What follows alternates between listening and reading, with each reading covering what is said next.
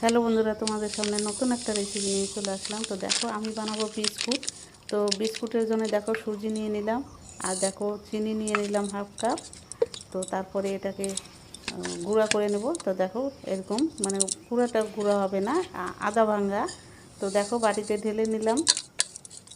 তো তারপরে দিয়ে দিলাম সাদা তেল, দেখো। তারপরে দিয়ে দিলাম হালকা লবণ।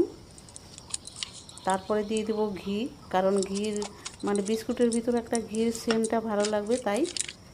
আর তারপরে দেবো দেখো সাদা দুধ, মানে পাউডার দুধ, প্যাকেটের দুধ, 10 টাকা দামের পাউডার দুধ নিয়ে এসেছি, ওটা দিয়ে দিলাম আমি। তো কিছু দিলাম আর কিছু আছে, তো ওটাও দিয়ে দেবো আমি পরে। তো দেখো, আর দিয়ে দিলাম ময়দা,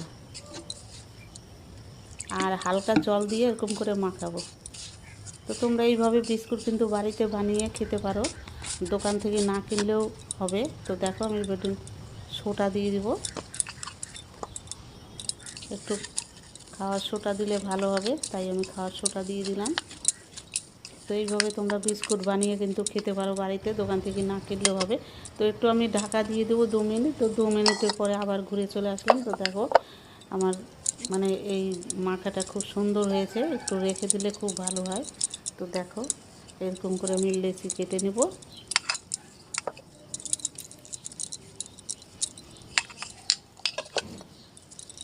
তো এইভাবে দেখো, এইভাবে হাতে টিপে টিপে দেখো গোল করে নেব, গোল করে এরকম চ্যাপটা করে নেব।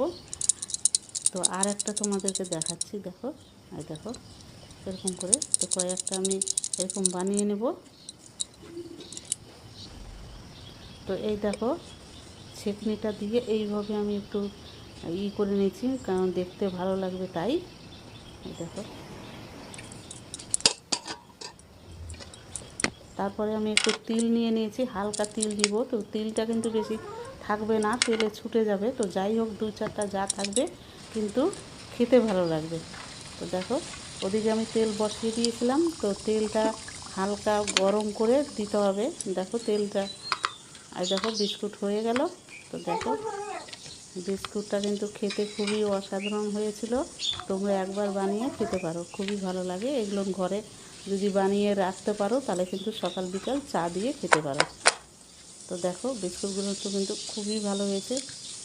তো টাটা, বাই বাই।